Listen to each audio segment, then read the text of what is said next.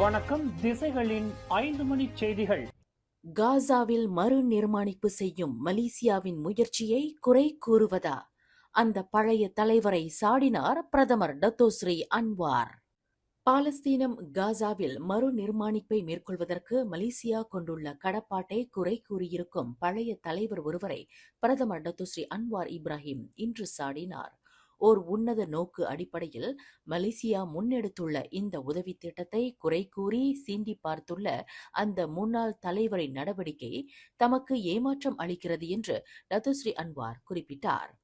காசாவில் பள்ளிகள், மருத்துவமனைகள் மற்றும் வழிபாட்டு திட்டங்களை முன்னெடுத்துள்ள பிரதமர் டத்தோஸ்ரீ அன்வாரின் பெரும் முயற்சியை அம்னோவின் முன்னாள் மகளிர் பிரிவு தலைவியும் முன்னாள் அனைத்துலக வாணிப தொழில்துறை அமைச்சருமான தான்ஸ்ரீ ரஃபிடா அசீஸ் நேற்று கடுமையாக குறை கூறியிருந்தார்.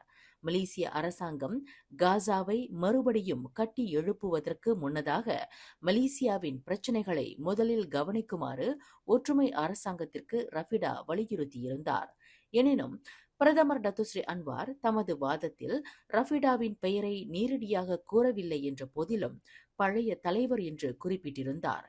இரண்டாவது உலகப் போருக்கு பிறகு மிக மோசமான பேரிடரை பாலஸ்தீனம் காசா சந்தித்திருப்பதாக பிரதமர் குறிப்பிட்டார். சில பழைய தலைவர்கள் தங்களை மிக புத்திசாலிகள் என்றும் திறமையானவர்கள் என்றும் நினைத்துக்கொண்டு இதுபோன்ற அறிக்கைகளை வெளியிடுகிறார்கள்.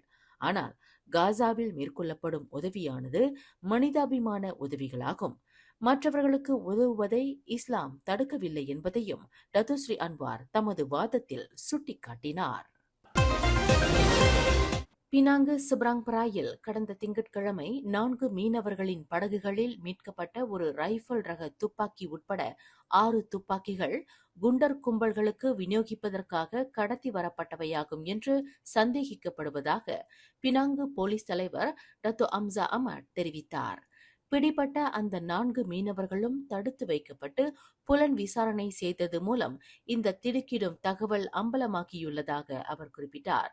இந்த விசாரணையின் மூலம் துப்பாக்கி கடத்தலுக்கு துணை நின்ற அந்நிய நாட்டை சேர்ந்த கும்பலின் ஒரு பகுதியினரை போலீசார் அடையாளம் கண்டுள்ளனர். அதேவேளையில் இங்குள்ள கும்பல்களில் யாருக்கு துப்பாக்கிகள் விநியோகிக்க திட்டமிடப்பட்டுள்ளது என்பது குறித்தும் போலீசார் முழு வீச்சில் விசாரணையை முடுக்கியுள்ளதாக டத்தோ அம்சா அமட் தெரிவித்தார்.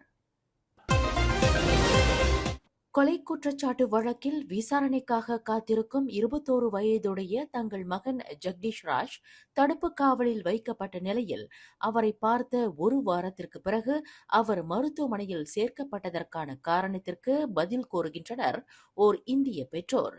51 வயதான எஸ் பன்னீர் கடந்த ஜனவரி 23ஆம் தேதி ஜொஹூர் உலுசோவில் உள்ள தடுப்பு முகாமில் அவரை சந்திக்க முயற்சி மேற்கொண்ட போதுதான் அவர் மருத்துவமனையில் இருக்கும் விவரம் தங்களுக்கு தெரிய வந்துள்ளதாக தெரிவித்துள்ளார். மருத்துவமனையில் தங்கள் மகன் இரத்த காயங்களுடன் பேசவும் மூச்சு விடவும் பெரும் சிரமத்தை எதிர்நோக்கி வருவதைக் கண்டு தாங்கள் பெரும் அதிர்ச்சிக்குள்ளானதாக அவர் கூறுகிறார். கடந்த ஜனவரி 21ஆம் தேதி தங்கள் மகன் ஜொஹூர் பாரு சுல்தானா அமினா மருத்துவமனையில் அனுமதிக்கப்பட்டதாக தங்களுக்கு தெரிய வந்தது என்று பன்னீர் கூறுகிறார். மகனை பார்த்ததும் நாங்கள் நொந்து போனோம். ஒரு வாரத்திற்கு முன்பு அவரை சென்று பார்த்தபோது கழுத்தில் வலியை தவிர மற்றபடி நலமாக இருப்பதாக கூறினார்.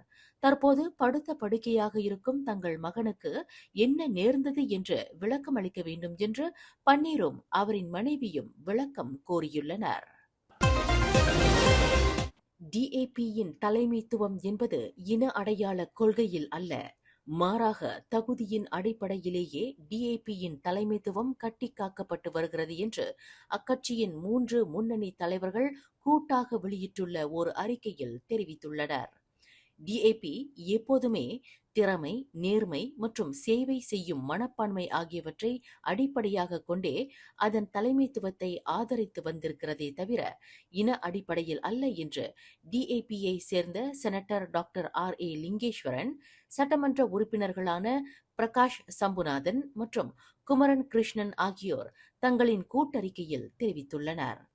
பரிகாத்தா நேஷனலில் ஒரு அங்கமாக இருக்கும் MIPP எனப்படும் மலேசிய இந்தியர் முன்னேற்ற கட்சி பினாங்கு மாநிலத்தில் ஓர் இந்தியருக்கு முதலமைச்சர் பதவி ஏன் கோரப்படவில்லை என்றும் முதலமைச்சர் பதவிக்கு ஏன் அழுத்தம் கொடுக்கப்படவில்லை என்றும் கேள்வி எழுப்பியதற்கு பதிலளிக்கும் வகையில் டாக்டர் லிங்கேஸ்வரன், பிரகாஷ் சம்புநாதன் மற்றும் குமரன் கிருஷ்ணன் ஆகியோர் மேற்கண்டவாறு கூறினர்.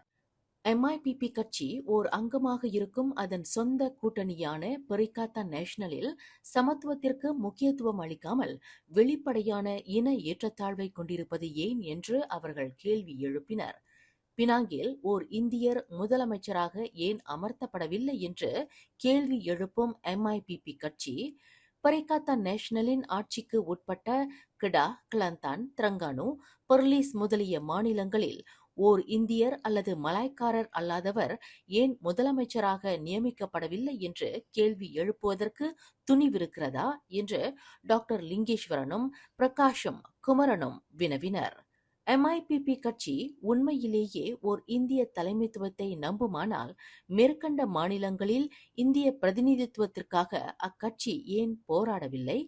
பரிகாத்தா நேஷனலில் தகுதி வாய்ந்த ஒரு இந்திய தலைவர் கூட இல்லை என்று MIPP கருதுகிறதா?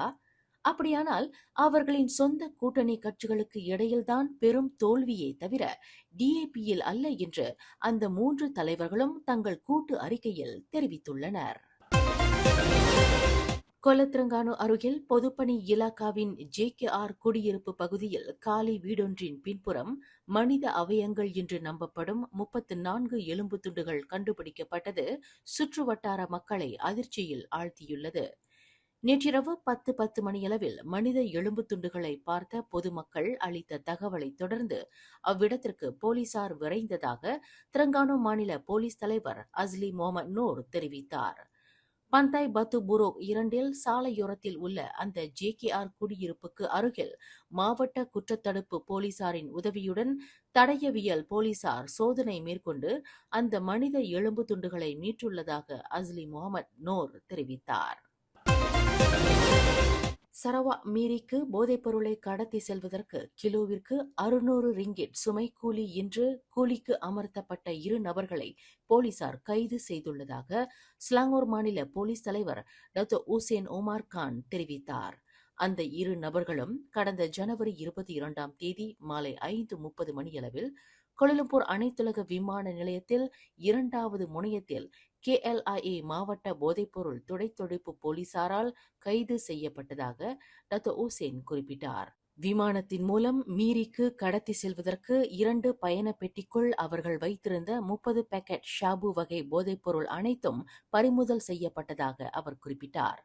30.3 கிலோ எடை கொண்ட அந்த போதைப் பொருளின் மொத்த மதிப்பு 9,67,000 ரிங்கிட் ஆகும் என்று இன்று ஷா அலாமில் ஸ்லாங்கூர் போலீஸ் தலைமையகத்தில் நடைபெற்ற செய்தியாளர்கள் கூட்டத்தில் டாக்டர் உசேன் இதனை தெரிவித்தார். மேலும் செய்திகளை தெரிந்து கொள்ள கீழே இருக்கும் பெல் பட்டனை அழுத்துங்கள். உங்கள் மகிழ்ச்சியை வெளிப்படுத்த லைக் மற்றும் ஷேர் செய்யுங்கள். தொடர்ந்து திசைகளோடு இணைந்திருக்க சப்ஸ்கிரைப் செய்யுங்கள்.